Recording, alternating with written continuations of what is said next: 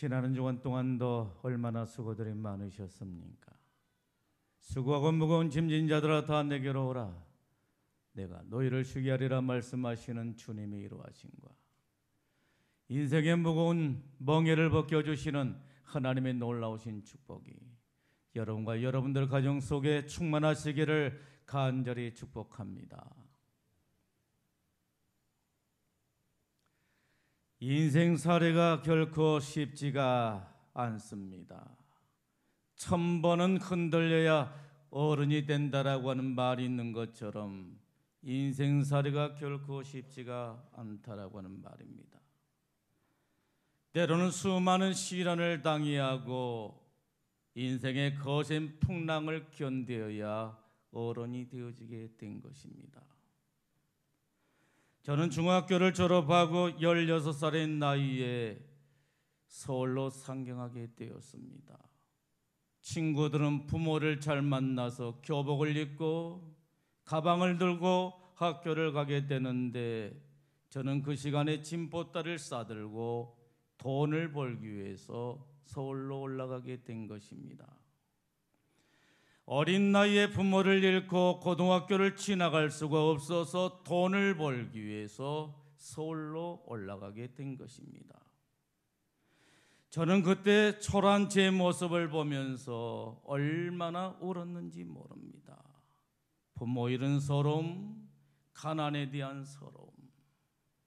친구들은 학교를 가는데 돈을 벌기 위해서 서울을 향해 가는 저의 초라한 모습을 보면서 차창가를 바라보며 복받쳐 오른 서러움에 얼마나 울었는지 모릅니다. 서울에 올라가서 처음 직장 생활했던 곳이 가방 공장이었습니다. 요즘은 가방공예 하면서 고상한 용어를 사용하고 있습니다만 그때는 가난하고 상급학교에 지나갈 수 없는 사람들이 먹고 살기 위해서 가는 곳이 가방공장이었던 것입니다. 저는 그곳에서 얼마나 고생을 했는지 모릅니다. 아침 8시부터 저녁 10시까지 하루에 장장 14시간을 일하면서 생활하게 된 것입니다. 쉬는 날은 고작에 한 달에 2번뿐이었습니다. 그리고 숙소도 형편이 없었습니다. 공장 한쪽을 베니아판으로 막아서 그곳에서 3명, 4명이 함께 숙식을 하면서 지내게 된 것입니다. 그렇게 해서 받은 월급은 12,000원, 한 달에 12,000원을 받게 된 것입니다. 그래서 첫 월급을 받았습니다. 얼마 되지 않던 월급이지만 얼마나 깊었는지 모릅니다. 그런데 이게 웬일입니까? 월급을 받아서 가방 깊숙한 곳에 넣어두었는데 어떻게 알았든지 누군가가 그것을 훔쳐가게 되었다라고 하는 말입니다. 첫 월급을 도둑맞게 된 것입니다. 그렇게 해서 그곳에서 한 1년을 지내다가 다른 곳으로 옮기게 되었는데 그곳은 옷을 만드는 공장이었습니다. 그런데 그곳에서 생활도 마찬가지였습니다. 하루에 14시간씩을 일하면서 참으로 열악한 환경 속에서 직장 생활을 하게 된 것입니다. 청소년기에 저의 삶은 참으로 고달프고 힘든 삶이었습니다. 그런데 이런 고달프고 힘든 삶이 내 인생에 얼마나 유익한 삶을 살겠는지 모른 것입니다.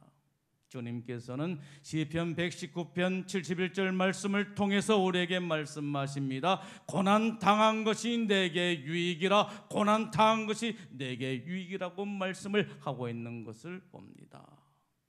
이처럼 지난 날의 고난이 나로 하여금 얼마나 유익한 삶을 살겠는지 모른다라고 하는 말입니다.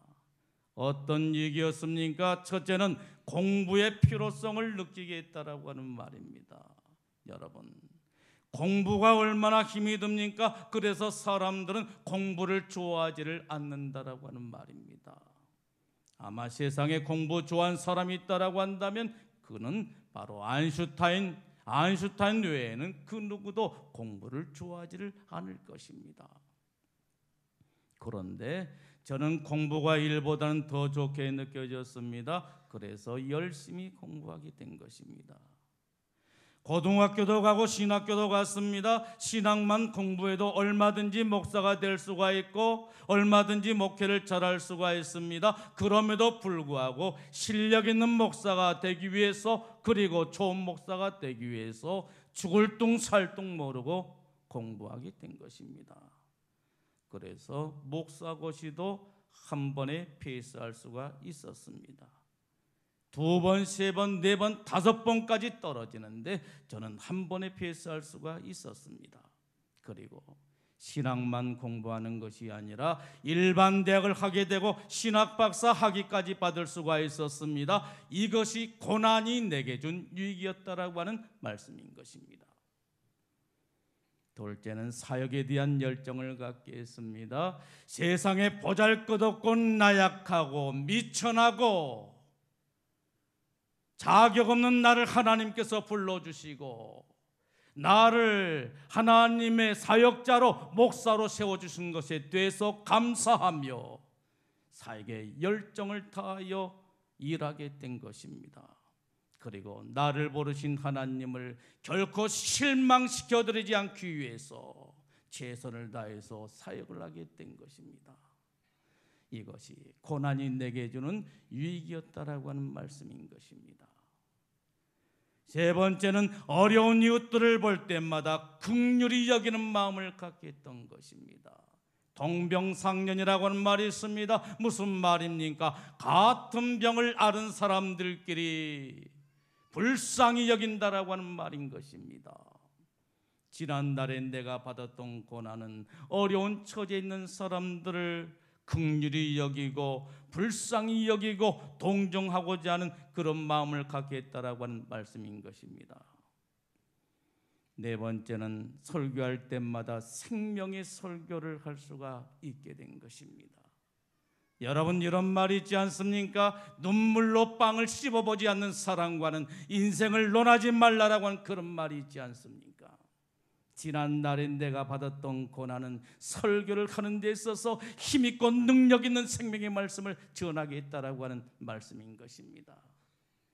다섯 번째는 신앙의 열정을 심어주었습니다. 만일 내게 인생에 고난이 없었다라고 한다면 내가 목사가 될 수가 있었을까? 아무리 생각해 보아도 그것은 아니다라고 말할 수밖에 없을 것입니다. 배가 부르고 등이 따뜻했다라고 생각하면 과연 내가 예수님을 믿었다라고 장담할 수가 있을까? 아마 그것도 장담할 수가 없었을 것이라 말하게 됩니다. 그런데 인생의 고난이 하나님을 찾게 만든 것입니다. 인생의 고난이 하나님을 찾게 만들었을 뿐만 아니라 신앙의 열정을 갖게 했고 결국엔 나를 목사가 되겠다라고 하는 말씀인 것입니다. 여러분, 이것뿐이겠습니까? 고난이 내게 주는 유익은 말로 할 수 없이 많았다라고 하는 말씀인 것입니다. 지난날의 고난이 내게 감사의 이유가 된다라고 하는 말씀인 것입니다. 요셉도 마찬가지였습니다. 고난 속에 하나님의 엄청난 비밀이 있었다라고 하는 것입니다. 요셉은 고난을 통해서 애굽의 총리 대신이 되었을 뿐만 아니라 극심한 기근으로 생명의 위기를 느꼈던 그의 온 가족을 구원할 수가 있었다라고 하는 말인 것입니다. 여러분, 고난 중에 계십니까? 결코 낙심하지 마십시오.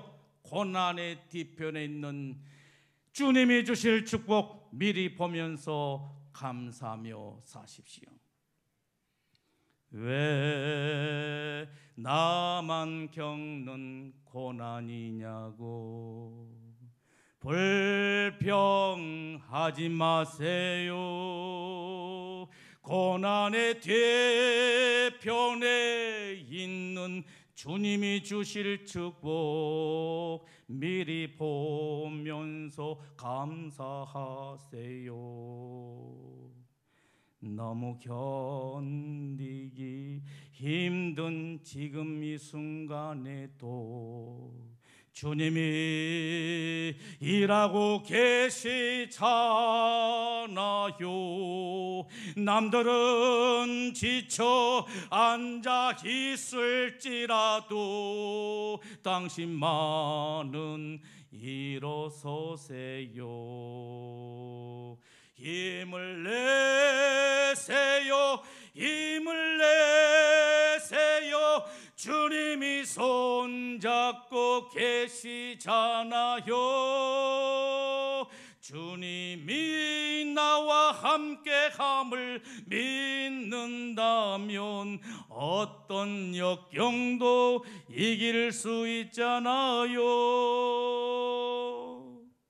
주님이 나와 함께함을 믿는다라고 한다면, 주님께서 살아계시어서 내 안에 계시고 내 곁에 계시고 나와 함께함을 믿는다라고 한다면 그 어떤 역경도 이길 수가 있게 된 줄로 믿습니다.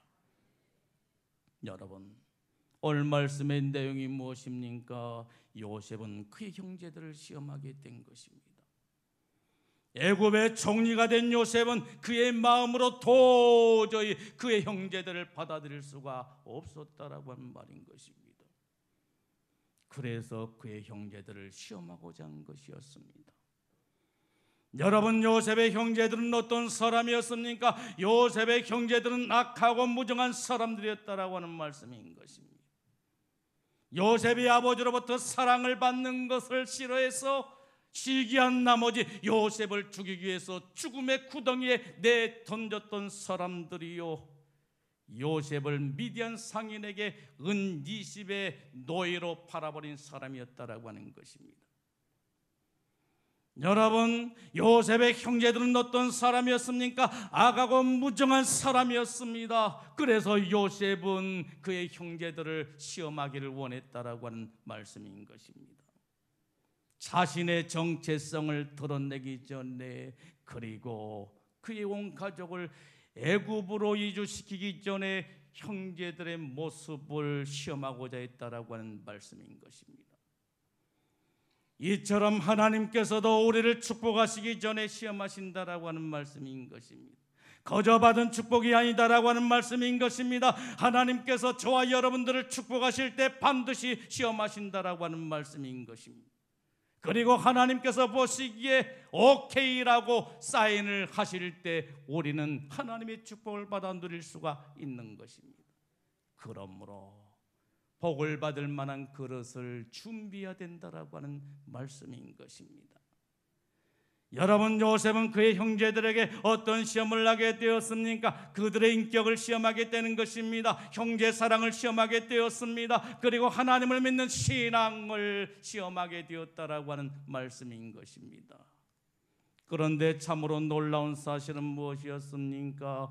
그들의 모습이 놀라우리만큼 변해 있었다라고 하는 말씀인 것입니다. 극심한 기근으로 인해서 양식을 구하기 위해서 애굽에 내려갔다가 만나게 되는 여러 가지 시험을 통해서 그들이 확실히 달라져 있었다라고 하는 말씀인 것입니다. 인격이 달라졌습니다. 형제사랑이 달라졌습니다. 하나님을 믿는 신앙이 확실히 달라졌다라고 하는 말씀인 것입니다. 이것을 보고 있던 요셉이 그의 형제들 앞에서 자신의 정체성을 드디어 드러내게 된 것입니다. 형님들, 내가 바로 요셉이요, 형님의 아우 요셉입니다. 번물이 터지듯 밀려오는 정을 억제할 수가 없어서 통곡을 하던 요셉은 그의 형들 앞에서 내가 요셉이요, 아버지는 살아계십니까? 라고 묻게 된 것입니다. 그러자 요셉의 형제들이 어떻게 했습니까? 아무런 대답을 하지를 못하게 된 것입니다. 너무도 놀란 나머지 아무런 대답을 하지를 못한 것입니다. 너무도 뜻밖의 일인지라 그저 어안이 뻥뻥할 뿐이었습니다. 마치 무슨 날벼락이라도 떨어진 것만 같았다라고 하는 말씀인 것입니다. 요셉은 심히도 불안에 떨고 있는 그의 형제들에게 이리 가까이 오십시오. 내가 아우 요셉입니다.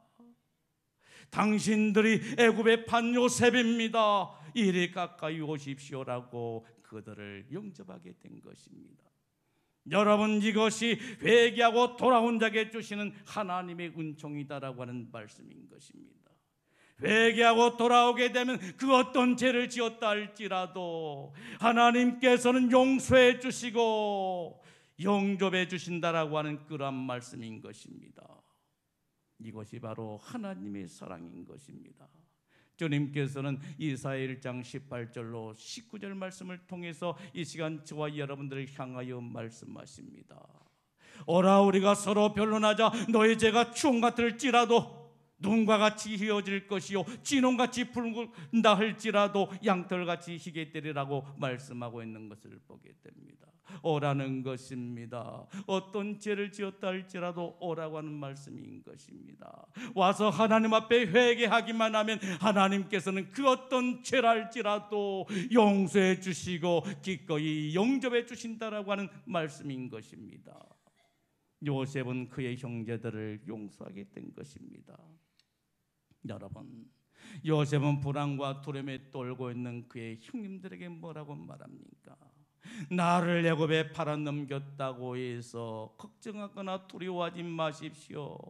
거기에는 다 하나님의 뜻이 있었습니다 라고 말하게 된 것입니다. 여러분, 요셉의 형제들은 어떤 사람이었습니까? 요셉을 넘어지게 한 자요 망하게 한 자였다라고 하는 말씀인 것입니다. 그런데 요셉을 보십시오. 그런 원수 같은 형님들을 용서하고 사랑으로 품고 있다라고 하는 말씀인 것입니다. 여러분, 어떻게 이런 일이 가능할 수가 있었을까요? 어떻게 그들의 허물을 덮어줄 수가 있었을까요? 원수 같은 못된 그 형님들을 덮어줄 수가 있었을까요? 용서하며 사랑으로 감싸줄 수가 있었을까요? 그 원동력은 바로 무엇이었을까요? 하나님의 인도와 섭리를 깨닫게 되었다라고 하는 것입니다. 요셉은 숱한 고난과 시련 속에서 하나님의 인도와 섭리를 깨닫게 되었다라고 하는 말씀인 것입니다. 그래서 원수 같은 그 형님들을 용서하게 되었던 것입니다. 그리고 요셉은 성숙한 인격자로 성화되어 있었습니다. 요셉은 성숙한 인격을 지냈다라고 하는 말씀인 것입니다. 그래서 원수 같은 그 형님들을 용서하고 사랑으로 맞아들일 수가 있었던 것입니다. 이처럼 성숙한 하나님의 사람들은 이웃의 허물을 덮어주고 용서하며 사랑으로 감싸주게 된다라고 하는 말씀인 것입니다. 요셉은 여기에서 참으로 놀라운 신앙 고백을 하게 됩니다. 여러분, 어떤 고백입니까? 자신이 애굽에 팔려온 것은 하나님의 큰 뜻이 있었다라고 말합니다. 어떤 뜻입니까? 하나님이 생명을 구원하시려고, 하나님께서 큰 구원을 베푸시려고 요셉을 먼저 애굽에 보내셨다라고 하는 말씀인 것입니다. 그의 가족들의 생명을 구원하시려고, 형님들과 형님들의 아이들까지 생명을 구원하시려고 하나님께서 요셉을 그의 형제들보다 앞서서 애굽에 보냈다라고 그렇게 신앙을 고백하고 있는 것을 볼 수가 있는 것입니다. 표면적으로 보게 되면, 겉으로 보게 되면 요셉이 애굽에 온 것은 요셉의 형님들이 요셉을 노예로 팔아버렸기 때문에 애굽에 온 것처럼 그렇게 생각이 쉬운데 사실은 그렇지가 않다라고 하는 말인 것입니다. 그 이면에 하나님의 놀라운 섭리가 있었다라고 하는 것입니다. 요셉은 지금 이 하나님의 놀라운 섭리를 신앙으로 고백하고 있는 것입니다. 요셉은 말합니다. 나를 이르러 보내신 분은 하나님이시라. 나를 이르러 보내신 분은 하나님이시라. 나를 애굽에 보내신 분은 하나님이시라. 이렇게 고백하고 있는 것입니다. 여러분, 요셉을 애굽으로 보내신 분이 누구라고요? 그의 형제들이라고요? 아닙니다. 하나님이시라고 말씀하고 있는 것을 보게 됩니다. 하나님이 자신을 애굽에 보내셨고 애굽의 총리 대신 되게 하셨고 애굽의 온 땅을 다스리게 했다라고 말합니다. 그리고 온 가족을 구원하게 했다라고 말합니다. 여러분, 우리 인생의 성공과 실패가 어디 있습니까? 오늘 주님께서는 요셉의 사건을 통해서 우리 인생의 성공과 실패가 어디에 있다라고 말씀하고 있는 것입니까? 우리 인생의 성공과 실패는 하나님께 달렸다라고 말씀하고 있는 것을 보게 됩니다. 사무엘상 2장 7절 말씀을 통해서 주님께서는 이 시간 저와 여러분들을 향하여 이렇게 말씀하십니다. 여호와는 가난하게도 하시고 부요하게도 하시며 낮추기도 하시고 높이시기도 하신다라고 말씀하고 있는 것을 보게 됩니다. 요셉은 자신의 성공과 출세가 어디에서 왔는지 너무도 잘 알고 있었다라고 하는 말씀인 것입니다. 그러므로 요셉은 하나님께 감사하며 나를 이리로 보내신 분은 하나님이시라라고 고백하고 있는 것입니다. 하나님은 모든 일을 합력하여 선을 이루셨다라고 하는 말씀인 것입니다. 요셉의 형들은 요셉을 애굽의 노예로 팔아버렸습니다만 하나님께서는 그의 불행을 축복으로 바꿔 놓았다라고 하는 말씀인 것입니다.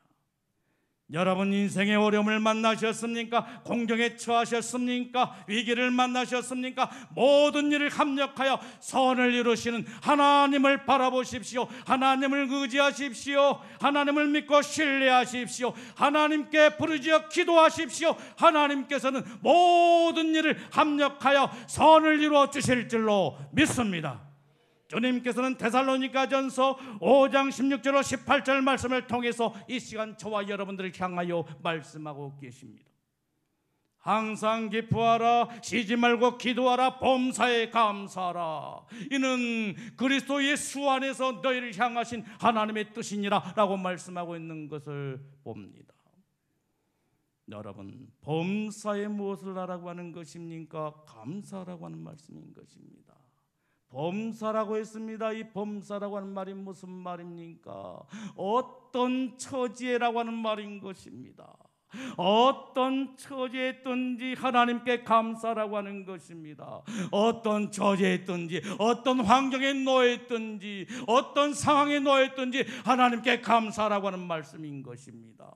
염려하지 말고 불안해하지 말고 낙심하지 말고 요셉을 애굽의 노예에서 애굽의 총리 대신이 되게 하신 역전의 명수이신 하나님을 믿고 기대하며 감사하며 살라라고 하는 말씀인 것입니다. 여러분, 어떤 사람이 범사에 감사할 수가 있는 것입니까?